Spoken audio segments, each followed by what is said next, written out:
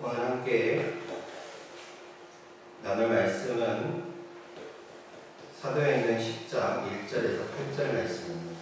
사도행전 10장 1절에서 8절까지 말씀 제가 공독하겠습니다.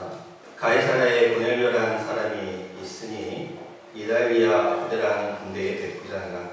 그가 경건하여 온 지방과 더불어 하나님을 경외하며 백성을 많이 구제하고 하나님께 항상 기도하더니 하루는 제9시쯤 되어 환상 중에 밝히 보매 하나님의 사자가 들어와 이르되 고넬료야 하니 고넬료가 주목하여 보고 두려워 이르되 주여 무슨 일이니까. 천사가 이르되 내 기도와 구제가 하나님 앞에 상달되어 기억하신 바 되었으니 내가 지금 사람들을 욥바에 보내어 베드로라 하는 시몬을 정하라. 그는 무두장이 시몬의 집에 유숙하니 그 집은 해변에 있다 하더라. 마침 말하던 천사가 떠나매 고넬료가 집안 하인들과 부하 가운데 경건한 사람 하나를 불러 이 일을 다 이루어 욥바로 보내니라. 아멘. 물망초라는 꽃이 있습니다. 이 물망초라는 꽃의 꽃말은 나를 잊지 말아요라는 뜻이 있다고 합니다. 이 꽃말에 담긴 이야기가 있는데요. 사랑하는 남녀가 어느 날 긴 강가를 걷고 있었습니다. 그러다 그 가장자리에 피어있는 꽃을 보고 참 저 꽃이 너무 예쁘다라고 여자가 말했어요.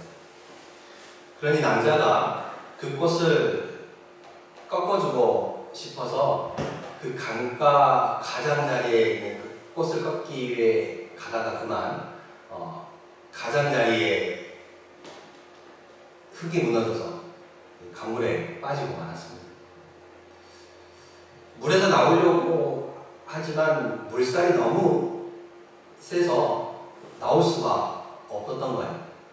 여러 번 시도를 하다가 결국 이 남자는 포기를 하고 이 여인에게 꺾었던 그 꽃을 던지면서 나를 잊지 마세요 라고 말했다고 합니다. 후에 이 여인이 이 남자의 묘 앞에다가 이 꽃을 심으며 그 꽃 이름을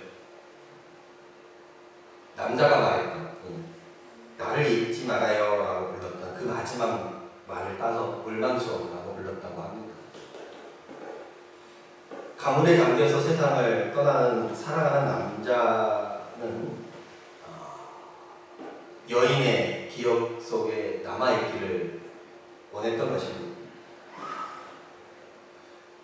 누군가를 먼저 보낸다라는 것은, 그리고 떠나간 사람은 남아있는 사람에게 기억되기를 원하지요. 그리고 누군가에게 기억된다라는 것은 참으로 귀한 일인 것 같습니다. 세상에 많은 사람들이 오고 가지만 그 중에 기억에 남는 사람이 과연 얼마나 되겠습니까? 물론 사랑하는 가족들은 먼저 보낸 그 사람에 대한 기억을 가지고 살아가겠지요. 그래서 옛말에 호랑이는 죽어서 가죽을 남기고 사람은 죽어서 이름을 남긴다라는 말이 있잖아요. 이렇게 사람의 기억 속에 남는 일, 참 기쁘고 귀한 일이죠. 그런데 하물며 이 창조주 하나님, 전능하신 하나님의 기억 속에 남는 사람이 된다는 것, 얼마나 복된 일이겠습니까? 하나님이 기억하신 바 된 사람, 정말로 복된 사람이라고 말할 수 있습니다. 원하기는 우리 성도님들 모두 하나님께서 기억하신 바 된 그 사람들이 될 수 있기를 소망합니다. 오늘 본문에도 하나님께서 기억하신 바 된 사람이 소개되고 있습니다. 오늘 본문 4절에도 이렇게 말하고 있지요.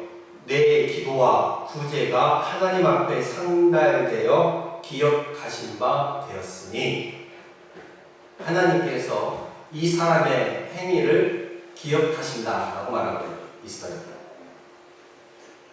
그러면 이 기억한다는 것은 어떤 의미일까요? 단순히 알고 있다라는 의미일까요? 그 아는 것 중에 특별하게 더 간직한다라는 말입니다. 우리가 공부를 하다가도 이렇게 메모를 하다가 특별히 더 중요하게 생각되는 부분에는 어떻게 해요? 밑줄을 긋거나 형광펜으로 칠을 하잖아요. 왜요? 이것은 특별히 더 잊지 않고 기억하기 위해서. 여기서 기억된다라는 말은 일상의 모든 일들도 분명 기억 가운데 있지만 특별히 더 잊어버리지 않고 기억된다라는 말씀입니다. 하나님께서는 말씀하셨죠. 저 공중에 날아다니는 참새 한 마리도 하나님의 허락 속에 떨어진다고 하였습니다. 참새 두 마리가 한 아사리온에 팔리지 않느냐. 그러나 너희 아버지께서 허락하지 아니하시면 그 하나도 땅에 떨어지지 아니하리라 라고 마태복음 10장 29절에 말하고 있어요. 그러니까 저 공중에 날아다니는 새들조차도 하나님의 섭리 가운데 움직인다라는 거예요. 그러니까 하나님께서 기억하신다라는 것이지요. 그런데 그러한 기억들 가운데 특별히 오늘 본문이 말하는 것은 일반적인 기억의 의미가 아니라 그 중에서도 더 특별하게 간직한다라는 말씀입니다. 오늘 이 고넬료라는 인물이지요. 이 고넬료라는 인물을 하나님께서 특별히 기억하신다라고 말하고 있습니다. 무엇을 기억하신다라는 거예요? 그의 행위와 그의 믿음을 하나님께서 기억하신다라고 말씀하고 있습니다. 구원은 우리가 믿음으로 받지만 축복은 우리가 하나님 앞에 합당한 삶의 행위를 통해 받습니다. 오늘 본문에서 기억한다는 것은 성도가 이 땅에서 행한 다른 믿음의 삶과 그 행위를 통해 하나님께서 특별히 기억하시고 축복하시겠다라는 의미입니다. 오늘 이 말씀은 노마의 백부장이었던 고넬료에 관한 이야기입니다. 하나님의 이 고넬료의 신앙을 보시고 또한 그의 행위를 보시고 특별히 그를 기억하신다라고 말했습니다. 오늘 본문에 나타난 이 고넬료와 같이 우리도 하나님 앞에 기억되는 사람, 기억되는 성도가 될 수 있기를 원합니다.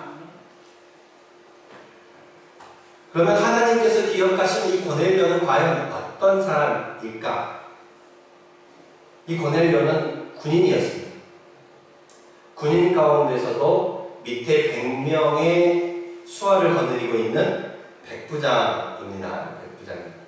100명의 수하를 이끌고 있는 장교이지요.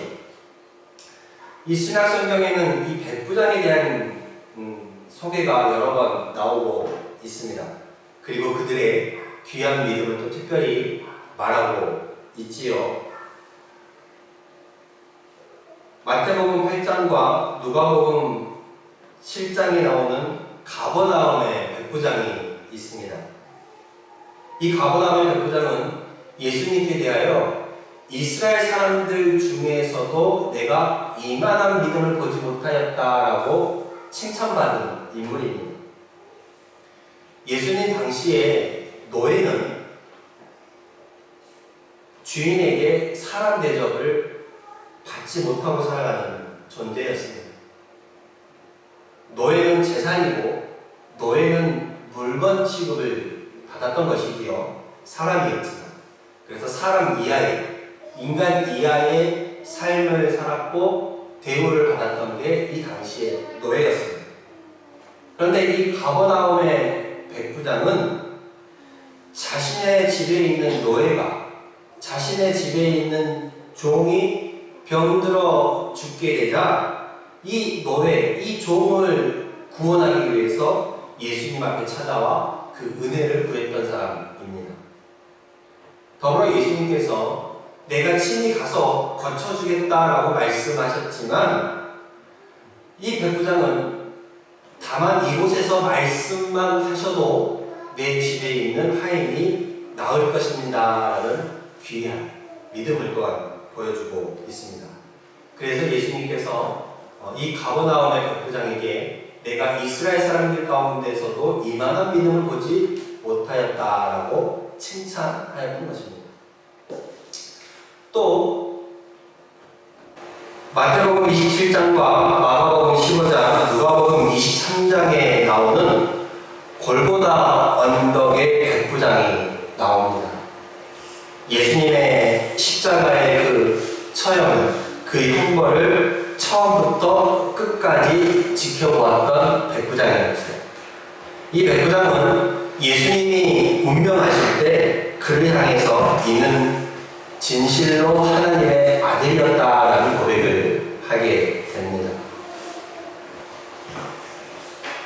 그리고 사도행전 22장에 나오는 바울을 로마로 호송하던 백부장이 나옵니다.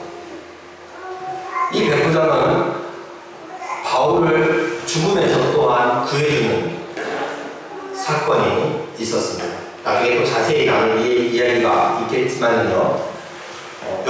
이 백부장이 믿음을 가졌다는 기록은 성경에 없지만 여러 날 바울과 배를 타고 가면서 이 바울의 아마 행동에 감동받지 않았나, 그리고 그의 모습을 통해서 그가 정말 죄수가 아니라는 것을 깨닫게 되지 않았나라는 생각이 듭니다. 그래서 결국 바울과 함께 있었던 그 죄수들을 죽이지 않고 온전히 살리는 그 모습이 나옵니다. 네, 이처럼 성경에는 백부장에 대한 이야기가 종종 등장을 합니다. 그런데 그들의 행위와 그들의 백부장이라는 직업만 기록되어 있을 뿐 보통은 이름까지 함께 나오지는 않습니다. 물론 이름이 나오는 것도 들어 있습니다만은, 근데 오늘 이 본문의 백부장은 이름이 등장합니다. 고넬료라고 말하죠. 10장 1절에 가이사라에 고넬료라 하는 사람이 있으니 이달리아 부대라 하는 군대의 백부장이라고 말하고 있습니다. 이달리아 부대의 백부장이라고 말하고 있습니다. 구체적으로 이 고넬료가 누구인지에 대해서 말해주고 있지요. 이 고넬료는 가이사라에 주둔하고 있던 백부장입니다. 그리고 이 가이사라는 해변 도시이지요. 그리고 요파로부터 약 50km 정도 떨어진 곳에 위치해 있습니다. 그리고 로마 황제였던 가이사 아구스도를 기념하여 헤롯 대왕이 만든 도시가 이 가이사라입니다. 그리고 로마 통치 시대에 이 행정상 유대의 수도가 되었던 곳이 가이사라이지요. 그래서 팔레스틴에 파견된 로마의 총독이 주로 거하는 곳이 바로 이곳이었고, 이곳은 로마의 군대들이 많다 보니까 주로 이방인들이 많았지요. 그래서 유대 땅임에도 불구하고 유대인보다 이방인이 더 많고 이방인의 영향력이 더 컸던 것이 바로 이곳입니다. 그리고 이곳에는 약 1000명에 달하는 이달리아라는 부대가 있습니다. 그리고 그 부대 가운데서 100명의 군사를 책임지는 사람이 바로 오늘 본문에 등장하는 백부장입니다. 보통 타국의 백성이 이 땅에 와서 이 땅의 종교를 받아들이고 이 땅의 종교를 가정 안에 믿고 섬긴다는 것은 결코 쉬운 일이 아닙니다. 그리고 이 당시 식민지의 나라의 그 종교를 받아들이고 또 그 종교를 믿는다는 것은 또한 결코 쉽지 않은 일이었지요. 그리고 이 백부장은 계속 이 땅에만 거하는 것이 아니라 언젠가 또 다시 자신의 고향 땅인 로마로 돌아갈 것이고, 그럼 그 믿음을 가지고 돌아가면서 로마 땅에 복음을 전하게 되는 디딤돌이 되게 귀한 이방 선교에 대한 이 전초기지가 될 수 있는 귀한 사람이지요. 이 이방이었던 이 백부장을 왜 기억한다라는 말씀을 우리에게 주고 있을까? 하나님께서 이 백부장의 무엇을 기억한다라는 것일까? 오늘 본문 2절에 그 답이 있습니다. 그가 경건하여 온 지방과 더불어 하나님을 경외하며 백성을 많이 구제하고 하나님께 항상 기도하더니라고 말하고 있습니다. 이 고넬료였던 백부장의 구제와 기도가 하나님 앞에 상달되어서 하나님 앞에 기억하신 바였다. 그의 행위가 하나님 앞에 기억하신 바였다는 거죠. 우리가 공부를 잘하는 학생에게는 뭘 줘요? 우등상을 주죠. 그리고 학교를 한 번도 빠지지 않고 다니는 학생에게는 뭘 줘요? 개근상을 주죠. 그래서 우등상은 못 받아도 개근상을 받는 사람도 있습니다. 그리고 국가에 큰 공헌을 했거나 무언가 큰 일을 했을 때 국가에서 뭘 줘요? 훈장을 줘요. 그들의 수고, 그들의 노고를 기억한다는 의미이지 않습니까? 이렇게 누군가의 사람에게 기억되는 것도 참 귀한 일이지만 특별히 오늘 본문의 말씀처럼 하나님께 기억되는 것처럼 큰 축복은 없다는 것을 깨달으시기 바랍니다. 그러면 하나님께서 기억하신 이 고넬료의 신앙은 무엇일까? 이 고넬료의 신앙의 행위가 오늘 본문 2절에 나와요. 그가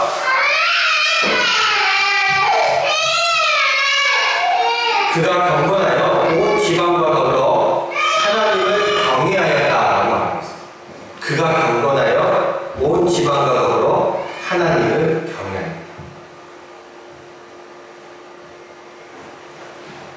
이 백부장이 하나님을 믿었어요. 근데 믿는 게 자신뿐만 아니라 누구까지 믿었다는 거예요? 온 집안이 같이 믿었다는 거예요. 지금의 우리의 구성원은 핵가족 시대라 부모와 자녀가 같이 사는 게 일반적이잖아요. 그 이전에는 또 시부모를 모시고 살기도 했지만 요즘은 부모와 자녀가 같이 사는 게 일반적입니다. 그런데 이때는 가정에 있는 집안들은 부모와 자녀뿐만 아니라 또 밑에 거느리고 있는 종들까지 있어요. 그럼 온 집안이 함께 믿었다는 것은 가족들뿐만 아니라 밑에 있는 종들까지도 다 이 믿음을 갖게 하였다는 말씀입니다. 만약에 고넬료가 진심으로 하나님을 믿지 못했다면 이 집안의 온 모든 사람들이 하나님을 믿도록 하였을까요? 그렇지 않았겠죠. 그가 하나님에 대한 확실한 믿음이 있었기 때문에 자신뿐만 아니라 가족들도 하나님을 믿도록 하였고 또 집에 있는 모든 종들까지도 하나님을 믿게 하였다는 것입니다. 이 백부장이 어떤 사람이에요? 원래는 로마 사람으로서 이 식민지를 통치하기 위해서 주둔하는 군사예요.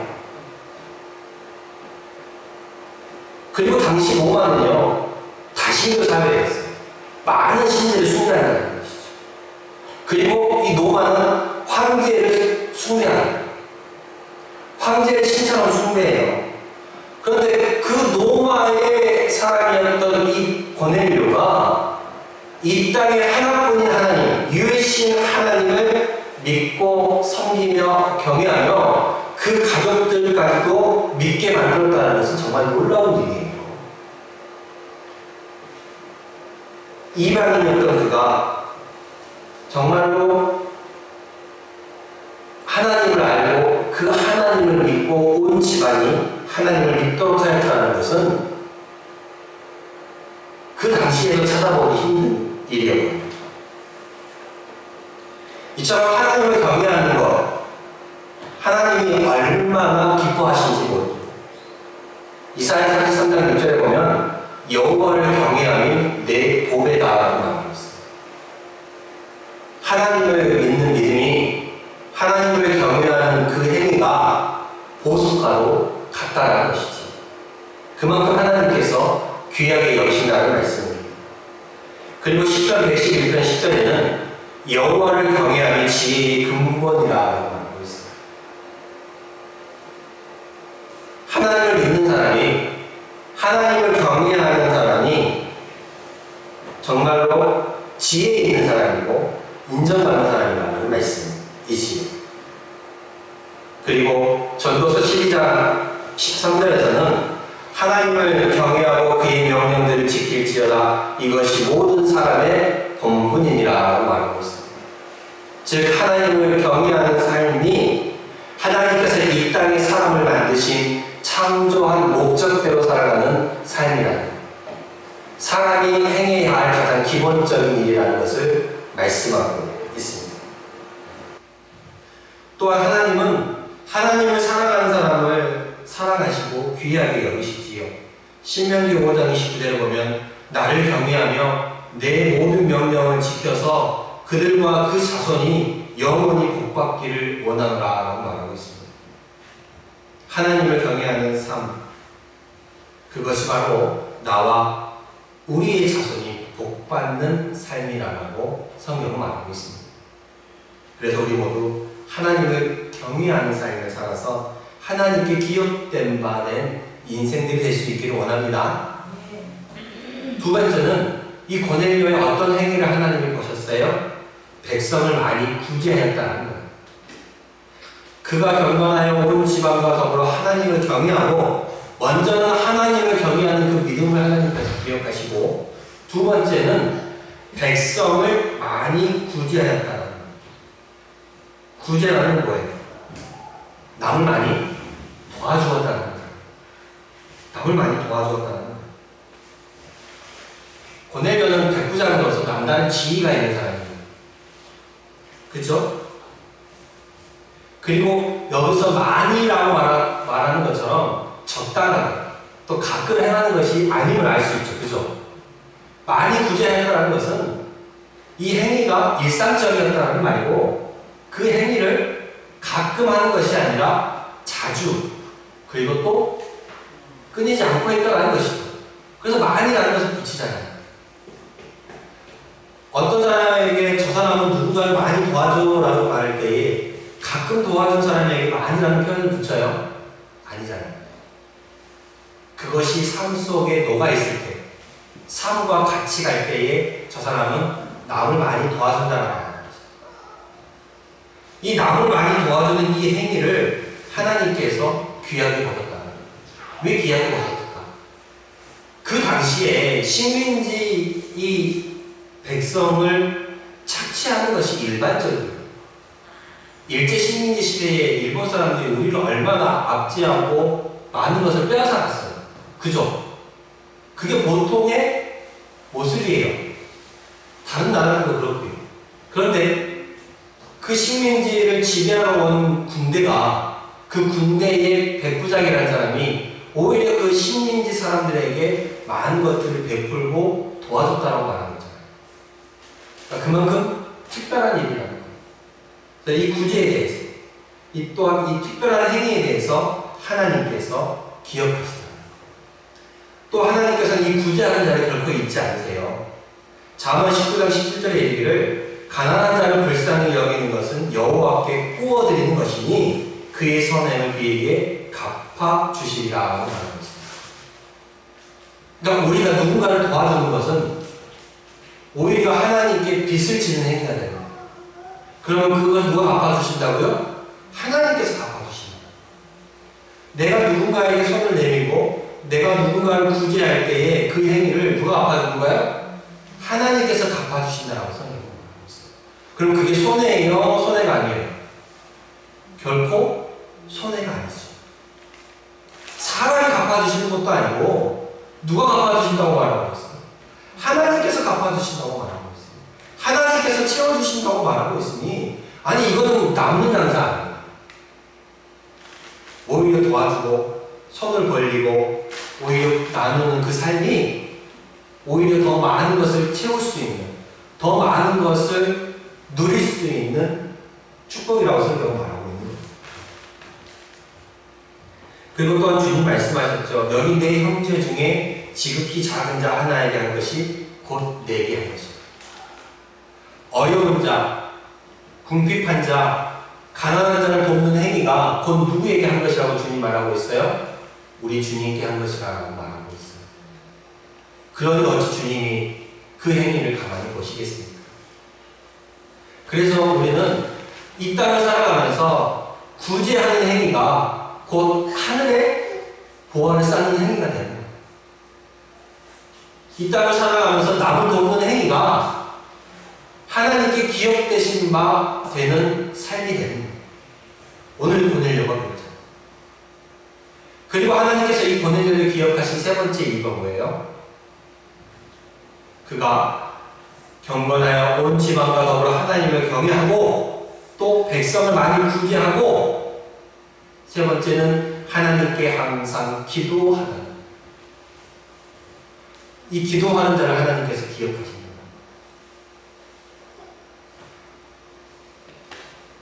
하나님께 항상 기도했다는 것. 이 항상이라는 기도는 가끔 했다는 것에 대해서 말하는 게 아니에요. 그렇죠? 삶 속에서 또는 시간을 정해놓고 빼먹지 않고 매일매일 그 행위를 항상 해야 된다. 그렇죠?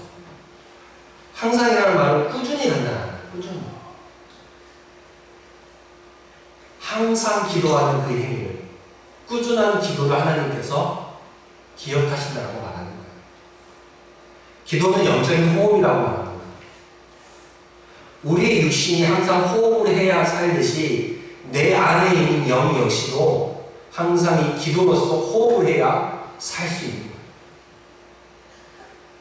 그리고 그 기도는 살아계신 하나님을 만나는 방법이고 살아계신 하나님과 나누는 대화라는 것을 잊지 마시길 바랍니다. 그래서 우리가 하나님과 만날 수 있는 이 기도를 많이 하면 할수록 점점 나는 하나님의 성품을 닮아갑니다. 사람이 어떤 사람과 같이 어울리고 이야기를 많이 하다 보고 친해지다 보면 그 사람과 닮아가게 되어 있잖아요. 그렇죠?